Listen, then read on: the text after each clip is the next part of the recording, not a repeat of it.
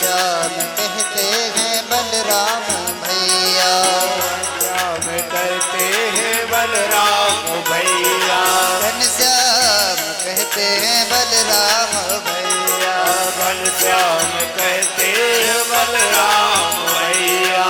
यशोदा माँ तुमको पुकारे कन्हैया, यशोदा मैं तुमको पुकारे कन्हैया। सूरा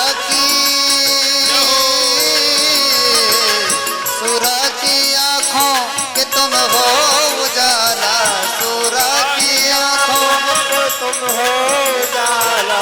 मैं तो कहूँ सावरिया बांसुरी वाला, मैं तो कहूँ सावरिया बांसुरी वाला। कोई कहे गोविंद कोई गोपाला, कोई कहे गोविंद कोई गोपाला, मैं तो कहूँ सावरिया बांसुरी वाला, मैं तो कहूँ सावरिया बांसुरी वाला, मैं तो कहूँ सावरिया बांसुरी वाला, मैं तो कहूँ सावरिया बांसुरी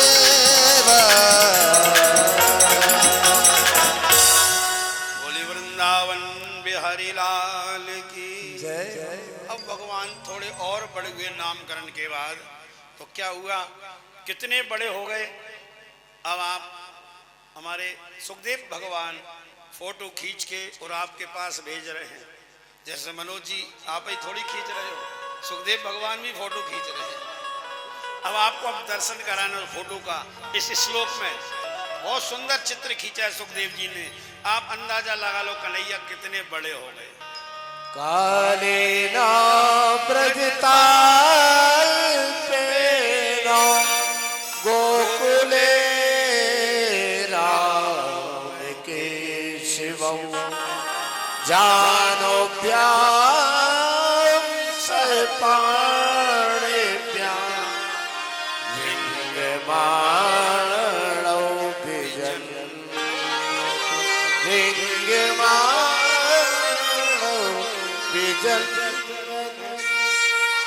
सुखदेव भगवान कहते हैं परीक्षित से कि राजन काले न ब्रज ताल पे न गोकुले राम केशव, गोकुल में भगवान राम अर्थात बलराम और कृष्ण केशव ये दोनों बड़े हो गए। कितने बड़े हुए, बोले जानोभ्याम सह पाणिभ्याम।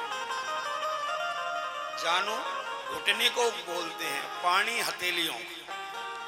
अब भगवान घुटने और हथेलियों के बल आंगन में चल रहे हैं, इतने बड़े हो गए। कितना सुंदर चित्र दिया। जानोभ्याम सह पाणिभ्याम ऋग माणव विजन्नतु, भगवान नंद के भवन में और घुटनों के बल चलते हैं। गोस्वामी जी ने भी इस चित्र को खींचा है। मैंने कहा ये भागवत के श्लोक और रामायण की चौपाइयां पढ़ते हैं ना, ऐसा लगता है कि बिल्कुल ट्रांसलेशन कर दिया हो, अनुवाद करते गए गोस्वामी जी। कितना गहन अध्ययन होगा भागवत जी का तुलसीदास जी के पास। अब ये श्लोक आपने सुना, जानोभ्याम सह पाणिभ्याम। अभी आपको नामकरण का श्लोक भी बताया था। अब इस जरा चौपाई सुनिए। गोस्वामी जी कहते हैं कि पीत झंगुलिया तनु पहराई, जानु पान बिचरने बोए भाई। बोले भगवान का ये स्वरूप मेरे को बहुत अच्छा लगता है। जानू और पानी से बिछर रहे हैं दशरथ जी के आंगन में, रूपी राशि निज अजिर बिहारी। नृप अजिर महाराज दशरथ के अजिर माने आंगन में बिहार करने वाले भगवान श्री राम घुटनों और हथेलियों से चल रहे हैं। और हमारे गोविंद भी जानोभ्याम सह पाणिभ्याम। क्या सुंदर तालमेल है। अब भगवान थोड़े और बड़े हुए तो पैदल चलने लगे, और पैदल चलते चलते गौशाला में चले गए। पंकाभिषिक्त उसमें है, पंकाभिषिक्त सकला पैवं विलोक्यं दामोदरं वदति को विवसाति यशोदा त्वं सुकिरोसि गतजन्मनि पूतनारे सम्मित मुखो बतुनो मुरारे इत्थात सत्य मुखो बतुनो मुरारे। कहते हैं पंका सकला वयवम यशोदा। अब भगवान कुछ और बड़े हो तो पैदल पैदल चलने लगे, तो चलते हुए कहाँ गए? मैया ढूंढी कन्हैया कहाँ गया, कन्हैया कहाँ गया। अब कहीं नहीं मिला तो समझ गई वो वहीं गया होगा, ये कहीं इसका ठिकाना है। मैया दौड़ी दौड़ी कहाँ गई? कन्हैया जब भी मौका मिलता दौड़ते हुए चुपके से गौशाला में चले जाते। मैया समझी कि हाँ कहीं नहीं है, गौशाला में गया होगा। मैया गौशाला में पहुंची तो वहां क्या देखती हैं? बोले पंकावसिक्त सकला अवयवम, सारा अवयव सारा शरीर में गोबर लगा रखा है कन्हैया ने। गोबर उठाया गाय का और पूरा शरीर में मल लिया। पंकावसिक्त सकला अवयवम यशोदा बदती कोप वसात यशोदा, गुस्से में बोली मैया, क्यों रे कन्हैया, ये तेरे को गोबर गणेश किसने बना दिया? बोले मैया किसी ने नहीं बनाया, मैंने खुद ही लगाया है। तूने गोबर क्यों लगाया? गत जन्मनी सूकर पूतना रे, तू क्या पुराने जन्म का सुअर है क्या? सूकर। कन्हैया कहते देखो मैया है तो बिना पढ़ी लिखी, पर मेरे वेद शास्त्रों को भी जानती है। पुराने जमाने में मैंने सूकर अवतार भी लिया था, और यहाँ कह रही हैं तुम सूकरोसी गत जन्मनी, पिछले जन्म का तो सूकर है क्या? वाह, मैया को कितना ज्ञान है। बोले अब मैया लाई बढ़िया नहला धुला के और साफ करके अब ग्वाल मंडली में कन्हैया खेलने गए। खेलते खेलते बोले भैया मित्रों, आज हम एक नया खेल खेलेंगे। कौन सा खेल खेलोगे? बोले चोरी का खेल खेलें।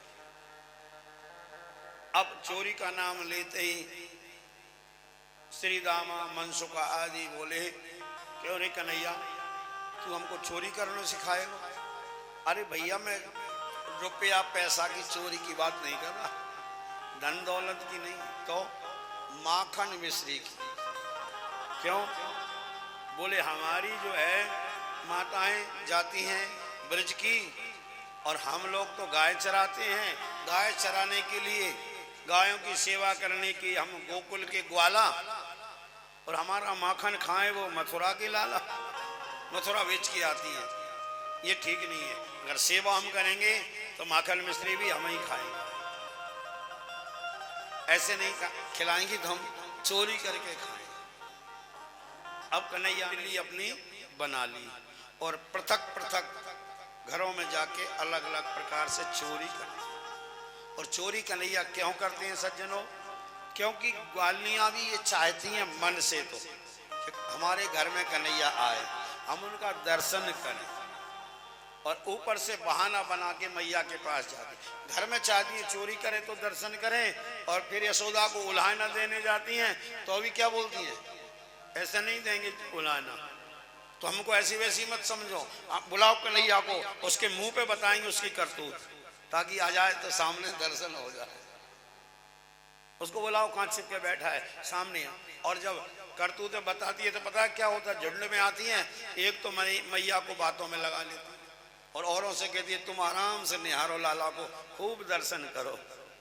फिर उसका काम पूरा हो जाता है। दूसरी कहती है अब मेरी भी सुन मैया, क्या किया इसने मेरे साथ, और उनको इशारा कर दिया तुम आराम से दर्शन करो। तो इनके मन में तो भाव दर्शन का है गोविंद का, और ऊपर से आके यशोदा को शिकायत कर।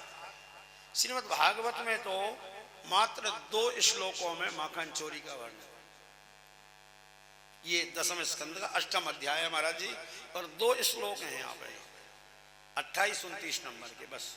लेकिन भागवत में हम कितना व्याख्यान करते हैं माखन चोरी का, पदों में भी आपने भजनों में देखा वो कितना ज्यादा है। तो ये जो माखन चोरी की लीला है सबसे ज्यादा वर्णन है गर्ग संगीता में, बहुत प्यारा, बड़े विस्तार से वर्णन। गर्ग संगीता के कुछ प्रसंग हैं कि ग्वालियां जाती हैं, अलग अलग तरह से भगवान उनके यहाँ माखन चोरी करते हैं। एक ग्वालिनी का प्रसंग आता है कि महाराज वो छेके पे अपना मटका रखती थी, ऐसा लिखा करता है, इतना ऊंचा रखती थी कि ग्वाल वाल वहां तक पहुंच नहीं पाए। तो वो भी कन्हैया ने तरीका ढूंढ लिया, क्या एक दूसरे को घोड़ा बनाए, उसके ऊपर उसको बिठाया, उसके ऊपर बिछाए और ऊपर खुद चढ़ के और उतार ली थी। अब वो भी फेल हो गया, तो अब क्या करे? दूसरा तरीका अपनाया कि छीके पे मटका रख के उसमें कांसे की थाली रख दी। कांसे की थाली पुराने जमाने में चलती थी, वो किनार होता था, इतनी बड़ी बड़ी किनार वाली रहती थी, और उसमें लबालब पानी भर के और मटकी को ढक दिया थाली से, ऊपर से पानी भर दिया, पानी भी लबालब, तो जरा सा भी कोई यूं हाथ लगाएगा ना तो पानी नीचे गिरेगा। और खटिया बिछा के ठीक मटके के नीचे ही सोती थी, आएगा यूं टच भी करेगा तो हिलेगी, पानी मेरे ऊपर गिरेगा, मेरी नींद खुल जाएगी, कर्राटे बजा के सोए। और ग्वालियों को अपना जो है ना रौब दिखाए, मेरे यहाँ चोरी करके दिखाए, आपके यहाँ चला, आपको तरीका नहीं आता होगा, कैसे रखती हो? नहीं बताऊँ, ये तो सीक्रेट मामला है। तो महाराज कन्हैया ने कहा कि ग्वालों से आज इसी की यहाँ धावा बोलते हैं। ग्वाल बोले वो खतरा है, वो नीचे सो रही है, अगर एक बूंद भी गिर गया पकड़ लेगी, मैया के पास ले जाएगी, पिटाई लगवाएंगे। कन्हैया बोले वो सब ठीक है, लेकिन आज इसी के यहाँ करेंगे। तो महाराज वर्णन आता है कि कन्हैया ने कैसे चोरी की। अब देखना,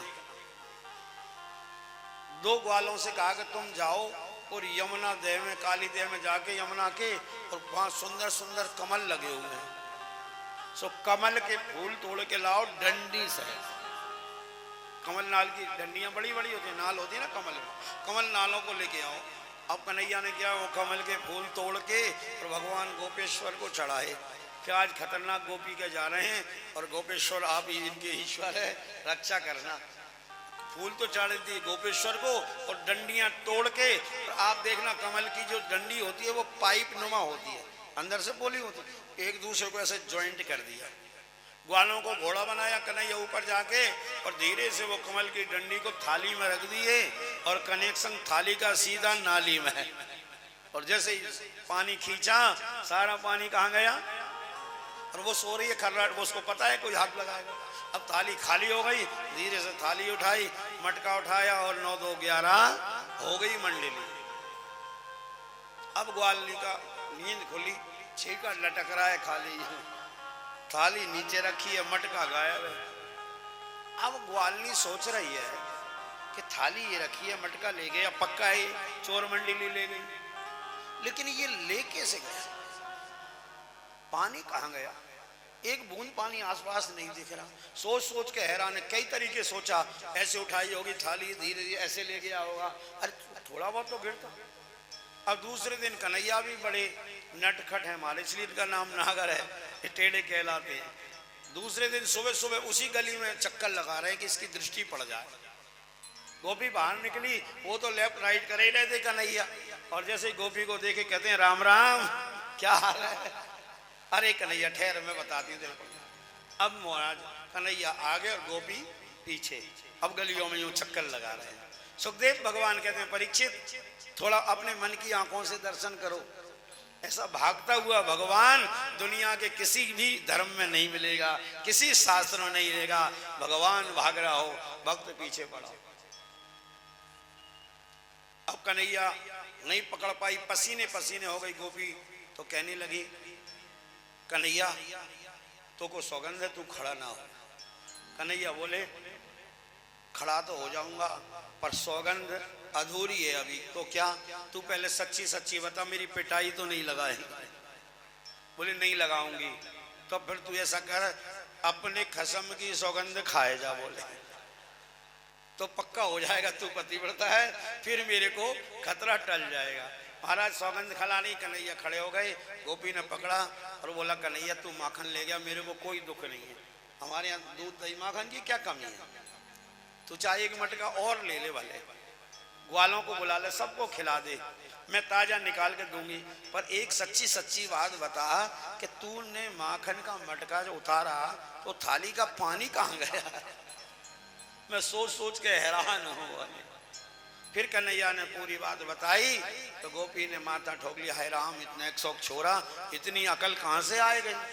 माधुरी लीला है, ऐश्वर्य को भगवान ने छिपा रखा है, कोई नहीं समझ रहा कि ये भगवान है।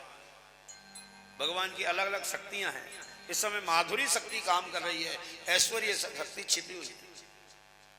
अनेक भगवान की ऐसी लीला हुई। भगवान एक और लीला का माखन चोरी का आप सुने, फिर और आगे बढ़ेंगे। तो एक गोपी ने क्या किया, महाराज बोले घंटी टांग दी छीके के साथ।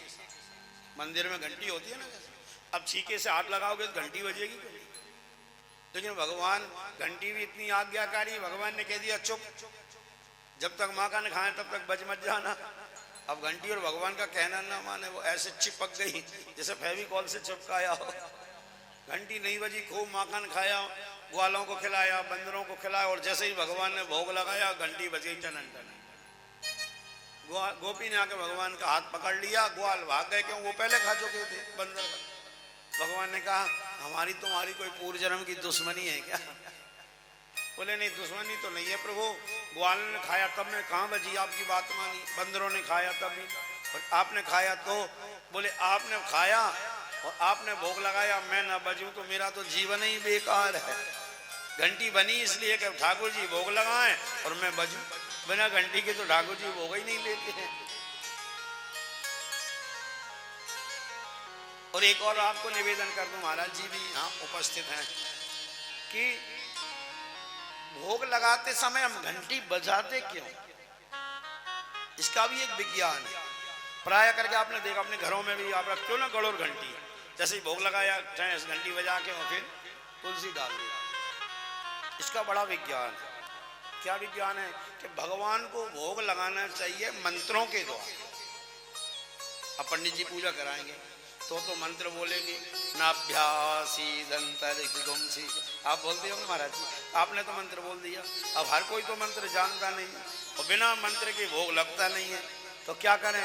तो बोले आप घंटी हिला दो तो आपका जो भोग और ठाकुर जी की पूजा मंत्रों से ही मानी जाएगी।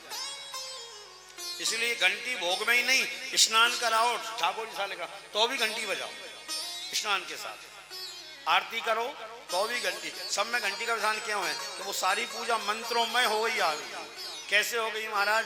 इसलिए हो गई कि जो घंटी है उसका नाम है गड़ोर घंटी। क्या बोलते हैं उसको हम लोग? गड़ोर घंटी बोलते हैं। और गड़ोर घंटी से मंत्रों का क्या कनेक्शन है? क्यों वो उसकी मंत्रों की ध्वनि आती है? क्योंकि जो गड़ोर जी हैं भगवान नारायण के वाहन हैं। जब भगवान को पीठ पे बिठा के जब गरुड़ जी उड़ते हैं ना यूं, उनके पंखों से वेदक ध्वनि होती है, इसीलिए वो वहां से उसका कनेक्शन जोड़ दिया कि आप घंटी बजाओगे तो आपकी वेदक ध्वनि मानी जाएगी, मंत्र की वो त्रुटि पूर्ण हो जाएगी। ठीक है। अब ग्वालनियां आती हैं और मैया को शिकायत करती हैं। ये 2 श्लोक हम लोग श्रवण करें मूल भागवत के।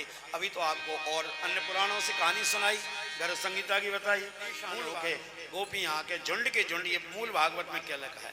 बत्सान बत्सान क्वचित समय क्रोश संजातिहासा सेयं स्वादुद्यदिपया कल्पकैसे यो गई मरकांभोक्ष विविजति सा चेन्नाति भाण्डं विनक्ति द्रव्यालाभे सग्रहि कुपितो यातु पक्रोशतो वा द्रव्यालाभे सग्रहि कुपितो यातु पक्रोशतो वा। भागवत जी के अनुसार गोपियां झुंड का झुंड मिलके जाती हैं, मैया से कहते हैं मैया तेरे कन्हैया ने क्या किया? बोले बत्सान वंचत, हमारे बछड़ों को खोल दिया, और वो भी असमय में।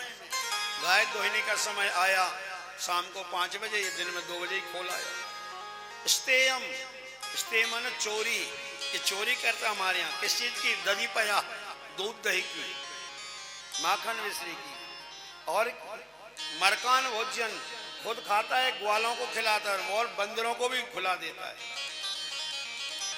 भांडम विनती, और हमारे जो बर्तन है ना मिट्टी के, उनको भी जाके फोड़ देता है, मटकी फोड़ता है।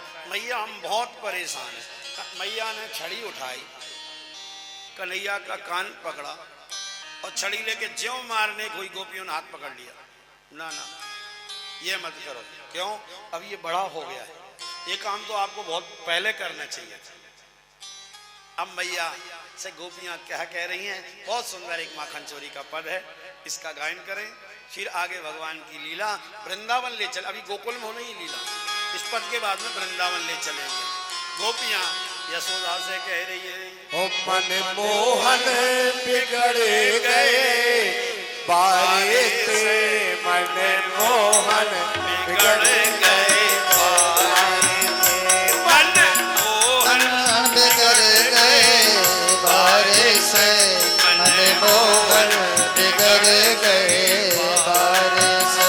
ओ भैया यशोदा जी के दुलारे से, मन मोहन बिगड़ गए बारे से। मैया यशोदा जी के दुलारे से, मन मोहन बिगड़ गए बारे से।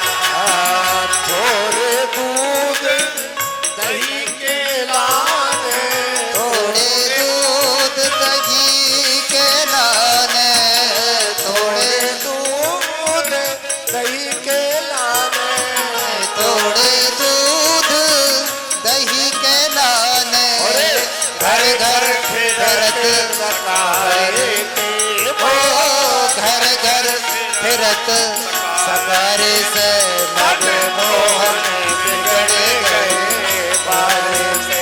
ओ मैया यशोदा जी के दुलारे से, मन मोहन बिगड़ गए बारे से।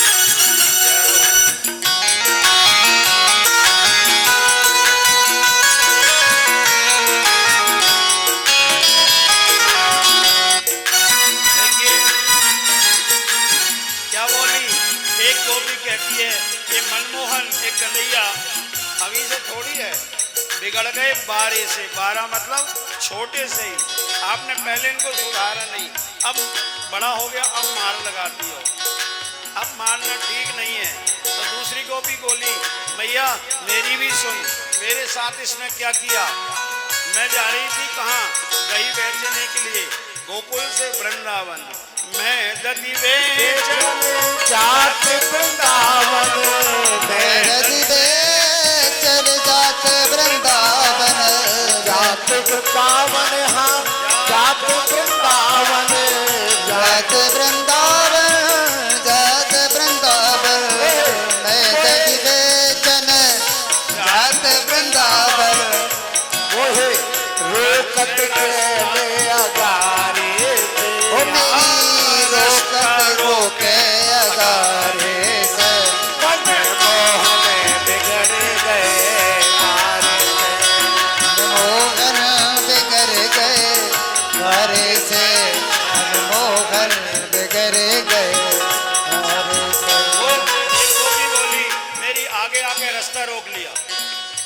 दूध दही बेचने ही लाया।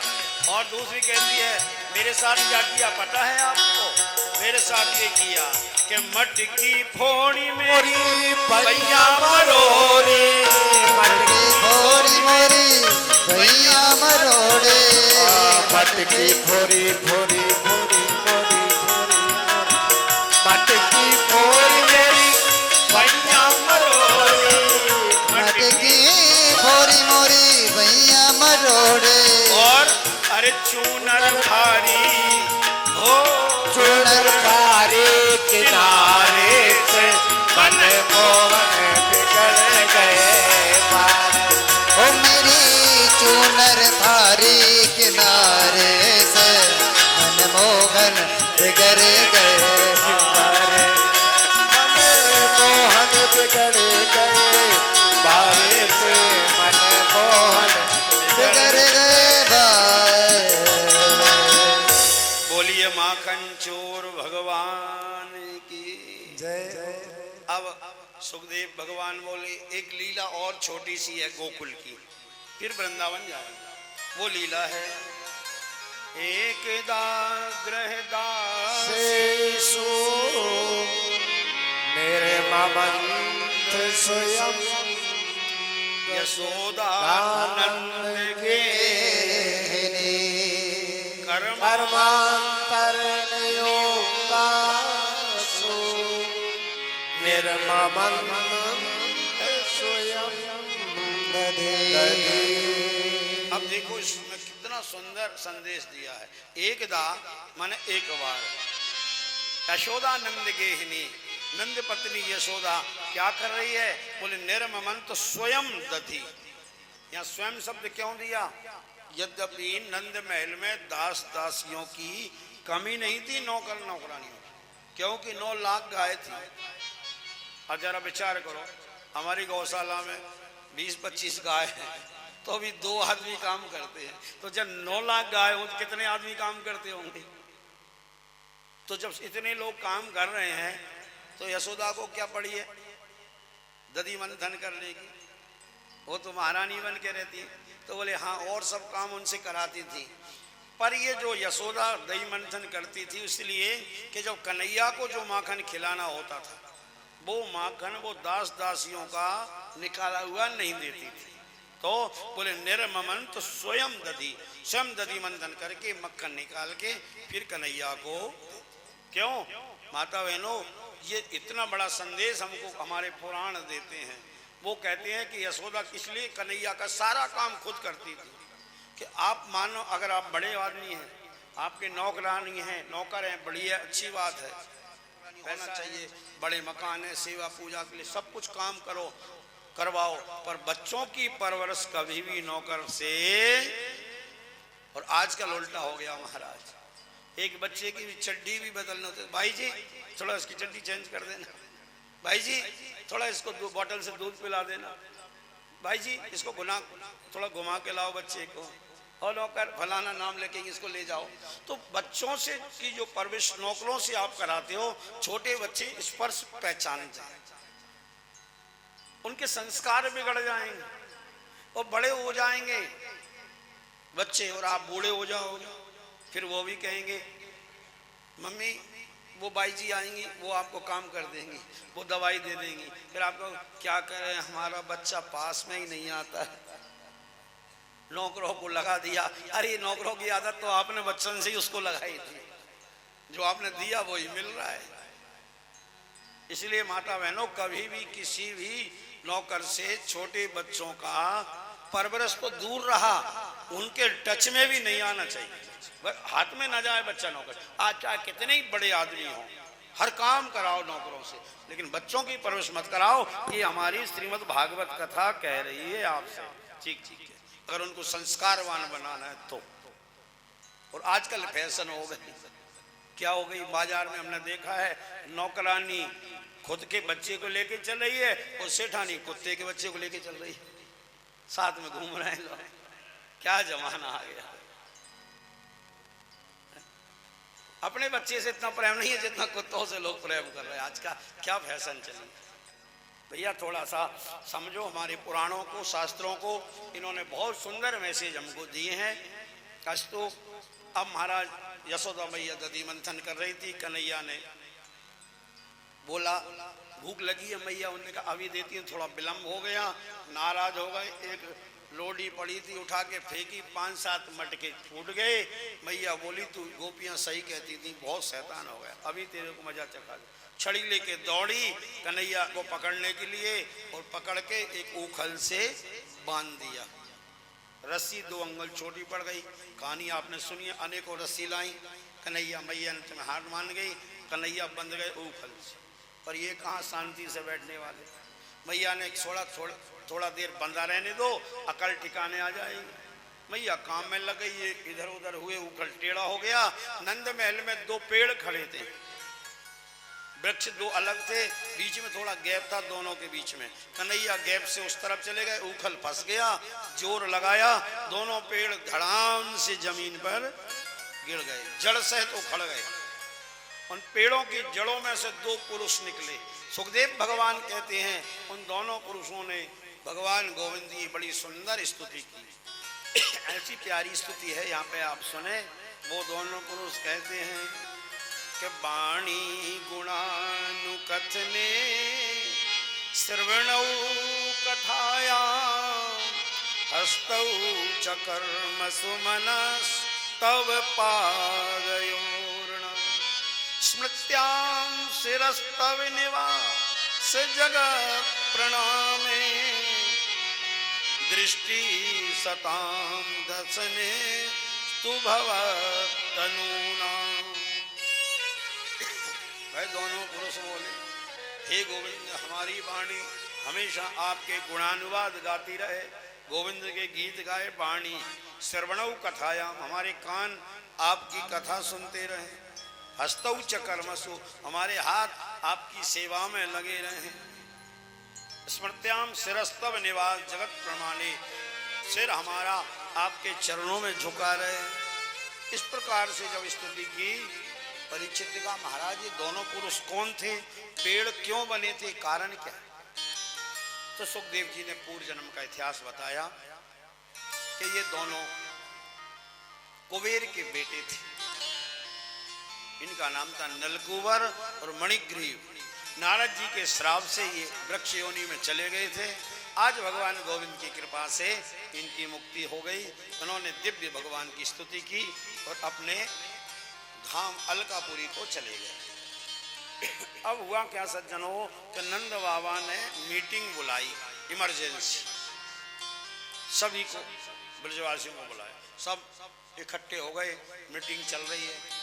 नंद बाबा कहते हैं भाइयों अब हम लोग गोकुल में नहीं रहेंगे, कोई ऐसा स्थान देखो जहाँ चल के हम अपना खुद का गांव बसा के वहाँ रहें, इस गोकुल में नहीं रहेंगे।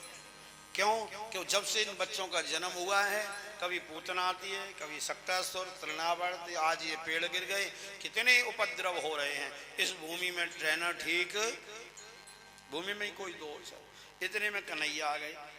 बाबा बाबा हम बताएं हम लोग कहाँ चलेंगे, हम खेलने के लिए जाते हैं ना दूर गोकुल से, हम एक बहुत सुंदर जगह देख के आए हैं, हम वहाँ चल के अपना गांव बसाएं, वहाँ रहें।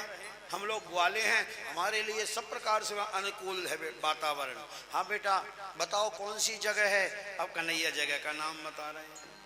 वनम वृंदावनम नाम पसप्य नवकाननम गोप गोपी गवां सेव्यम पुण्यादि तृणवीरुधम। वनम वृंदावनम नाम, एक पास में ही वृंदावन नाम का वन है। गोप गोपी गवाम सेव्यम, वह बहुत सुंदर, गवाम सेव्यम, गायों के लिए बड़ी अनुकूलता है। क्या अनुकूलता है? देखो गायों के लिए 2 चीज हो तब गाय प्रसन्न रहती हैं, एक तो हरा हरा घास और दूसरा पीने के लिए पानी। बस पानी और घास चारा हो, चारा पानी चाहिए और क्या चाहिए गाय को। तो वृंदावन में दोनों ही अनुकूलता है। क्या क्या है? तो कहते हैं कि वृंदावनम गोवर्धनम यमुना पुल ना नीचा।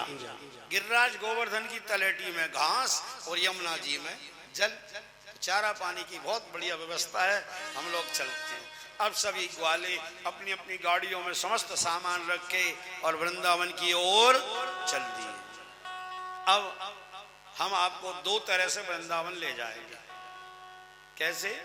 एक तन से और एक मन से। पहले तो जो मन से जाएंगे वो हाथ उठाएं। कौन कौन जाना चाहता है? हाँ, सभी उठा लो। जो नहीं उठाए वो भी उठाओ। क्यों? मन से क्या बुराई है? कोई खर्चा भी नहीं होना, कुछ नहीं। और दूसरी बात, तत्काल अभी ले चलेंगे, मन से अभी ले चलेंगे। अब जो खाली तन से शरीर के साथ ही जाएं, तन मन से जाएं, वो भी हाथ उठाएं। कौन कौन जाएगा? आप लोग चलोगे? बहुत लोग जाएंगे। तो सभी लोग नाम लिखवा दो गोपी जी को।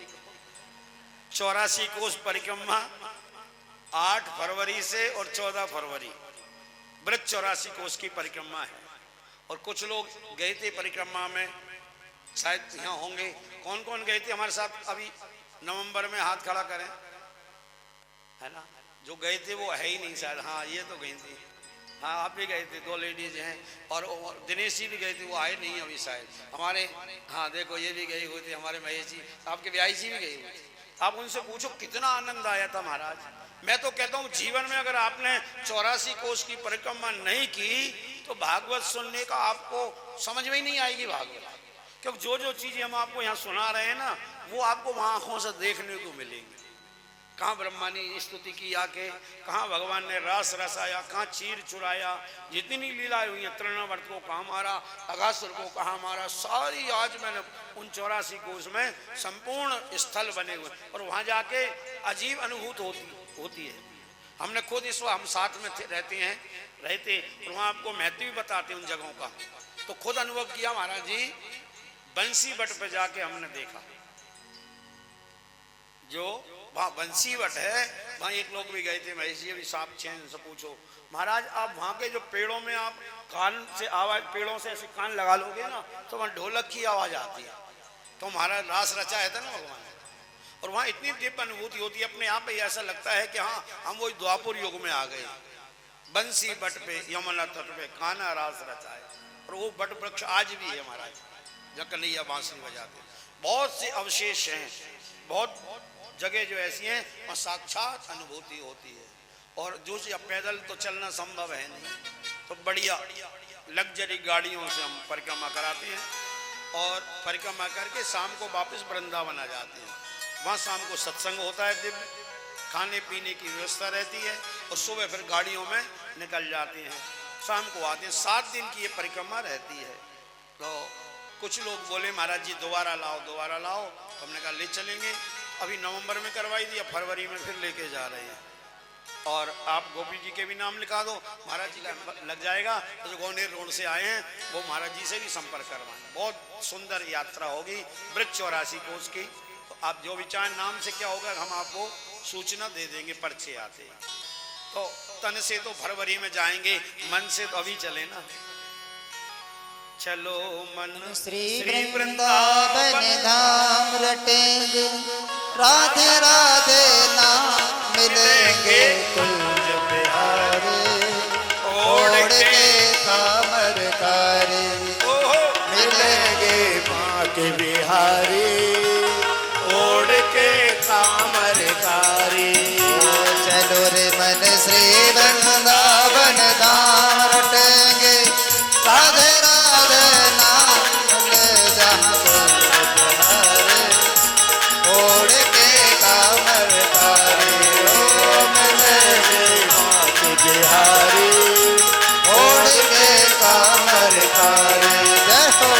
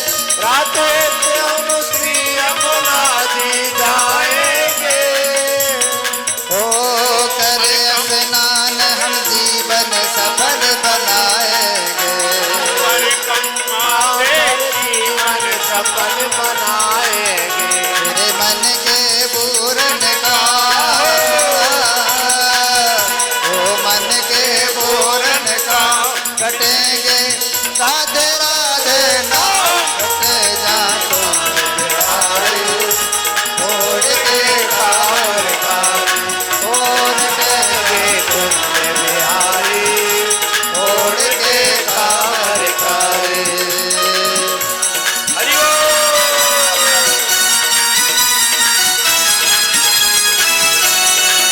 जय हो।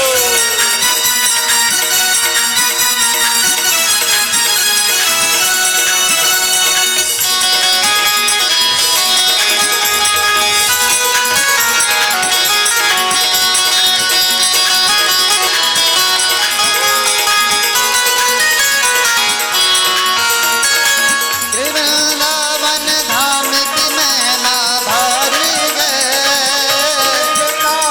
धाम की महिमा भारी है। ओ श्री वृंदावन धाम की महिमा भारी है धाम की महिमा भारी है। महलन की सरकार श्री राधे जो प्यारी है महलन की सरकार श्री राधे जो प्यारी है क्यों भटके खामा खा क्यों भटके खामा खा कटेंगे राधे राधे नाम रटे कुंज बिहारी छोड़ के कांवर कारी मिलेगा कुंज बिहारी छोड़ के कांवर कारी जय हो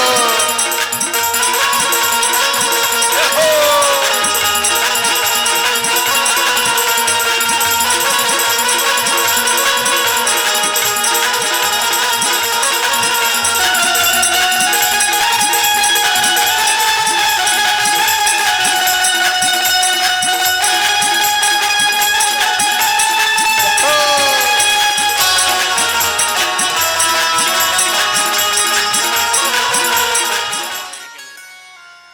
बछड़े उठा के ब्रह्मा जी ब्रह्मलोक में ले बछड़े नहीं दिखे। ग्वालों ने कहा कन्हैया हमारे बछड़े नहीं दिख रहे दूर कहीं चले गए। बोले तुम सब कलेवा करो। कन्हैया बोले मैं जाता हूँ बछड़ों को ढूंढ के लाता हूं। कन्हैया गए बहुत ढूंढा नहीं मिले। चलो सब ग्वालों को बुला के फिर सामूहिक रूप से ढूंढेंगे। कन्हैया जब तक आए तब तक ब्रह्मा जी ने ग्वालों को भी उठा लिया। अब इधर ग्वाल नहीं मिले उधर बछड़ा नहीं। कन्हैया परेशान हो गए। अपनी ऐश्वर्य शक्ति का जैसे ही भगवान ने स्मरण किया और स्मरण करते ही पता चल गया अच्छा ये ब्रह्मा बाबा की करतूत है। अब भगवान ने कहा कि हम इनसे मांगेंगे याचना करेंगे तो हमारा ऐश्वर्य क्या रहा। अब उनको ले जाने दो कोई बात नहीं। अब ब्रह्मा जी किसके देवता हैं? सृष्टि की रचना के देवता हैं। तो सज्जनों आपको कोई आपकी परीक्षा ले रहा हो और उसको प्रभावित करना हो तो उसी के विषय से करो तब सही परीक्षा मानी जाएगी। मान लो कोई जिस विषय का जानकार हो और आपकी परीक्षा ले रहा तो उसी के विषय से आप उसको हराइए। अब ब्रह्मा जी हैं सृष्टि के देवता तो भगवान ने कहा चलो हम भी थोड़ी सी सृष्टि करके दिखाते हैं। भगवान ने उतने ग्वाल उतने बछड़े और वैसा ही सब कुछ वेशभूषा भगवान ने अपना तैयार कर लिया। अब महाराज 1 वर्ष हो गया। ब्रह्मा जी ने कहा वो ग्वाला आया नहीं क्या बात है देखता हूँ जा। दोबारा 1 वर्ष बाद आए तो वैसे ही ग्वाला वही बछड़ा। यहाँ लिखा हुआ है कि बिल्कुल हुबहू यावत वत्सान यावत यष्टि विषाण यावत वत्स काल्पक वपुर यावत करांग्रादीपम यावद यष्टि विषाण वेणुदल से यावद विभूषाम्बरम यावत शील गुणाविधाकृति वयो यावत विहारादिकम सर्वं वित्तमयं गिरोंग वदजा सर्वस्वरूपो भवं सर्वस्वरूपो सर्वम विष्णु रूपमयम जगत।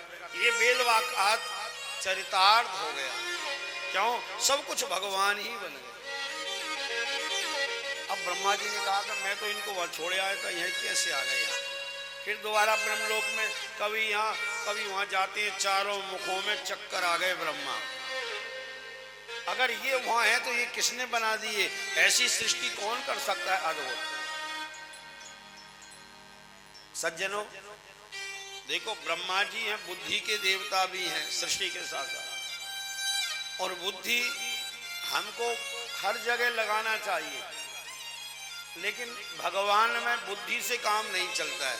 भगवान में तो मन लगाने से काम चलता है। थोड़ा ध्यान से सुनना, हम भगवान को क्यों नहीं पा पाते हैं, क्यों शांति नहीं मिल रही है? और उसका कारण है कि हम काम उल्टा कर रहे हैं। कैसे? ध्यान से सुनना। मन लगाना चाहिए भगवान में और बुद्धि लगाना चाहिए संसार में। कैसे? देखो, संसार में बुद्धि लगाओ कि ये आदमी सही है कि नहीं, है ना, इस काम में मेरे को फायदा होगा नहीं, ऐसा लाभ होगा, वहां जाऊंगे, तो बुद्धि से काम करो, दिल से काम मत करो। एक आदमी रो रहे थे बैठ के, एक संत ने कहा क्या हो गया? बोले क्या करें महाराज, हमारा तो दिल तोड़ दिया। बोले किसने? बोले घर वालों ने। संत ने कहा कि तुम घर वालों से दिल लगाने को तुमसे कहा किसने था? है? घर दिल से थोड़ी चलते हैं, घर तो दिमाग से चलते हैं। तो दिमाग लगाते, दिल क्यों लगाया?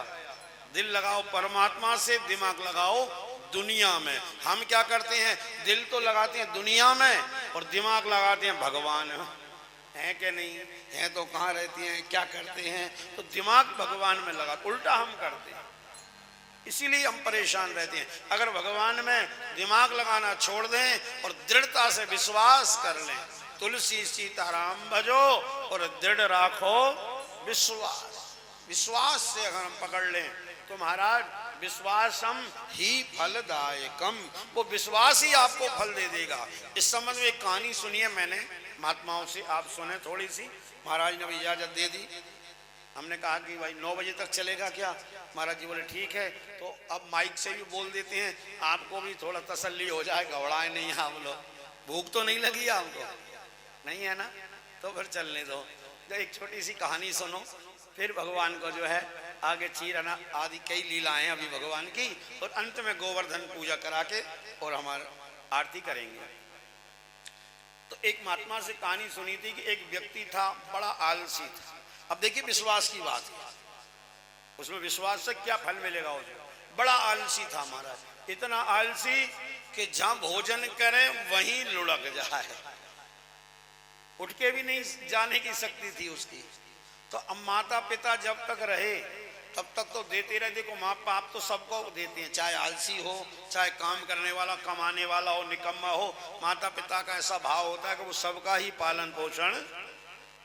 अब धीरे धीरे माता पिता का देहांत हुआ तो भौजाइयों ने कहा अपने पतियों से, उसके भाइयों से, इस निकम्मे को घर से निकालो, ये कुछ करता खाता है नहीं है और खाता रहता है और इतना खाता है। अच्छा, खाने के साथ साथ एक और था उसका, कोई बोले कि भैया इतना खाते हो, कुछ करते क्यों नहीं? तो कहता था दाने दाने पर लिखा है खाने वाले का नाम, करने की क्या जरूरत है, दाने दाने पर। और इतना आहार था उसका। तो एक व्यक्ति बोला तेरे लिए कहावत शोभा नहीं देती है कि दाने दाने, तू तो ऐसे बोल कि बोरे बोरे पर लिखा है खाने वाले का। इतना खाता था हमारा। अब भाई भौजाई ने धक्का दे के निकाल दिया, जिंदगी में कुछ किया नहीं था, इतना बड़ा हो गया, अब कहाँ जाए? ऐसे भटक रहा था। भटकते हुए एक संत का आश्रम दिखाई दिया, वहां से संत निकल रहे थे, आवाज लगा आइए प्रसाद पाइए आइए। अब संतों के यहाँ तो बुला बुला के जी मानते हैं, हमारे आपके जैसे थोड़ी हैं कि एक एक व्यक्ति को जो है ना गिन गिन के जीवाएं। वहां तो भंडारे चलते हैं और ऐसे चलते हैं कि बुलाओ, आवाज लगा दें। कुंभ के मेले में आप जाकर देखो महाराज, तो संत बोल आइए प्रसाद पाइए। उसने कहा महाराज मैं भी, हाँ हाँ आपको बाहर से आए हो, चलो। महाराज प्रसाद पाया, उसने खूब पाया, चक्के 2 बार पंक्तों में बैठा रहा, खा खा के पहली बार उसको ऐसा आनंद आया था। सब तो चले गए और उसकी तो आदत थी जहाँ खाए वहीं लुढ़क जाए। अब वो कहीं गया ही नहीं और सो इसलिए नहीं लुढ़का कि महाराज थोड़ा संकोच लगा, आश्रम है, तो बैठा रहा। और बैठा बैठा ही नींद काट रहा था। इसने मेहनती आए, साफ सफाई का समय, ओ भगत चलो चलो, क्या हुआ? पकड़ खड़ा हो गया, अरे गए नहीं तुम, क्या बात है? महाराज एक बात बताऊं, अब मैं जाऊं कहाँ? क्यों? ऐसी ऐसी बात है। भाइयों ने निकाल दिया, पूरी किस्सा सुनाया। महाराज अब मैं कहीं नहीं जा सकता हूँ, आपकी इजाजत हो तो मैं तो यहीं रहूंगा। संत बोले ठीक है महाराज ले जा बेटा। बोले मैं कुछ काम नहीं करूंगा, लेकिन क्यों? मैंने जिंदगी में ही नहीं किया। संत दयालु होते हैं, बेटा कुछ मत करना, एक काम है सुबह शाम आरती में खड़े हो जाना, बैठा मत रहना। बोले चलो इतना तो कर लूंगा। अब महाराज बड़े प्रेम से उसका गुजारा चलता रहा, और घर में मिलता था 2 समय और संतों का मिलने लगा 3 समय बनता है संतों का। और इसीलिए बहुत से घरों में आप लोग आए हो ना, नाश्ता नहीं बनता होगा, 2 ही समय भोजन कई घरों में बनता है। कितने लोग हैं हाथ खड़ा करें जितना नाश्ता नहीं करते हैं? देखो कोई नहीं करता। और यहाँ पे यहाँ कितनी बार मिल रहा है? 3 ही बार हो रहा है कि नहीं हो रहा है ना? तो यहाँ क्यों मिल रहा है? क्यों? यहाँ भी संतों का ही भंडारा है। ये ठाकुर जी का भंडारा है, संतों की पंगति है। और जहाँ संतों का और ठाकुर जी का भंडारा होगा वहाँ 3 बार ही मिलेगा। क्यों मिलेगा? उसका कारण है कि आप नाश्ता करो मत करो, पर हमारे जो है, आप कहते हो कोई ना करे, पर हमारे ये गोपाल जी तो करेंगे। उसका तो नाम ही है, नाश्ते का नाम। संतों की भाषा में क्या है? हमारे महाराज जी बहुत संतों के साथ रहे। क्या बोलते हैं महाराज नाश्ते को? बाल भोग। बाल भोग, बाल माने बाल गोपाल है ना, इनको भोग लगाते हैं तो वो हो गया। अब उसको 3 बार मिलने लगा, बाल भोग, राज भोग और शाम को बिहारू। चकाचक आनंद हो गए वहां तो। अब ये आनंद ज्यादा दिन नहीं चले सज्जनों। क्यों? कि अब आ गई एकादशी, और एकादशी आई तो क्या हुआ? अब चूल्हे ठंडे पड़े, बाल भोग नहीं बना, उसको आदत नहीं थी, ज्यादा चिंता नहीं। अब राज भोग में भी कुछ हलचल नहीं दिखाई थी। महाराज जी के पास गया, मैं जी के, महाराज जी दंडवत प्रणाम, बेटा खुश रहो। महाराज आज चूल्हे ठंडे पड़े हैं, कुछ हलचल नहीं हो रही भंडारे। बेटा हम बताना भूल गए तेरे को, आज एकादशी है। महाराज जी ये क्या होता है? वो तो जानता ही नहीं था। बेटा एकादशी का व्रत होता है और हर वैष्णव को एकादशी करना चाहिए। तो महाराज जी उस दिन कुछ बनता नहीं। बोले ना, ना बनेगा ना मिलेगा मेरे को। बोले तुमको भी नहीं मिलेगा। तो बड़े दैन्य भाव से बोला, महाराज और सबसे कराओ पर मैं नहीं कर सकता हूँ एकादशी। अगर आपने आज एकादशी करा दी तो हो सकता है कल मैं द्वादशी देख ही नहीं पाऊंगा, जिंदगी में नहीं की, भूख के मारे मर भी सकता हूँ। संत को दया आ गई, बेटा एक बात है, हमारे आश्रम में ना बनेगा ना मिलेगा।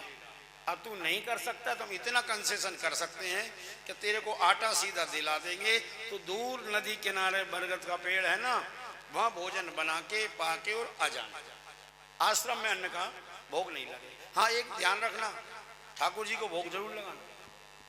ठीक है महाराज। ओ भंडारी जी, भंडारी जी आ गए। हाँ महाराज इसको थोड़ा सीधा आटा दे दो, ये आज भोजन बनाएगा, बेचारा ने कभी व्रत किया नहीं, बना के खा लेगा। अब महाराज वो गया नदी किनारे, बरगद के किनारे, सुंदर भोजन इसने बनाया, जैसा रूखा सूखा बना। अब भोग लगाया ठाकुर जी को। महाराज जी ने कह दिया था भोग लगा देना। अब भोग लगा के पुजारी जी तो पर्दा लगा देते थे, बाहर बैठ के कीर्तन करते थे। तो अंदर कभी गया नहीं, इसने सोचा भगवान आते होंगे और अंदर आके खाते होंगे। अब ये भी पुजारी जी के सुन सुन के कीर्तन तो याद कर लिया, पर इसको ये नहीं देखा पर्दे के पीछे क्या होता है। अब जैसे पुजारी जी करते थे ये भी करने लगा। क्या बोलने लगा? ओ मेरे राम आइए, राजा राम आइए, मेरे भोजन का भोग लगाइए। ओ मेरे राम आइए, राजा राम आइए, मेरे भोजन का भोग लगाइए। ओ मेरे भोजन का भोग लगा। अब महाराज बड़ा प्रेम से कीर्तन कर रहा है पर भगवान नहीं आए। इसने कहा क्या हुआ? मंदिर में तो बड़े जल्दी आ जाते थे। उसने सोचा पर्दे के पीछे आते होंगे, इतनी देर हो गई और मैं तो वैसे ही खाने वाला व्यक्ति ज्यादा देर सबर नहीं कर सकता। फिर ख्याल आया ओहो भगवान क्यों नहीं आए, इसलिए नहीं आए। तो कहने लगा देखो भगवान अब वो व्यवस्था पुजारी जी वाली यहाँ है नहीं। क्या यहाँ आचमनी अर्घन आरती यहाँ यही मेहमानी, आचमनी अर्घाना आरती यहाँ यही मेहमाने रूखा सूखा खाओ प्रेम से पियो नदी का पानी राजा राम आइए सीताराम आइए मेरे भोजन का भोग लगाइए ओ मेरे भोजन का भोग लगाइए महाराज आचमनी अर्घाना आरती यहाँ यही मेहमान है ना यहाँ आचमनी है आचमन कराने के लिए ना पंचपात्र है ना अर्घ है ना पाद्य है आरती है यहाँ तो एक ही मेहमानी है ये रूखा सूखा भोजन और ये नदी का कोई बिस्लरी की बोतल तो यहाँ रखी नहीं है आप रूखा सूखा खाने आ जाओ जल्दी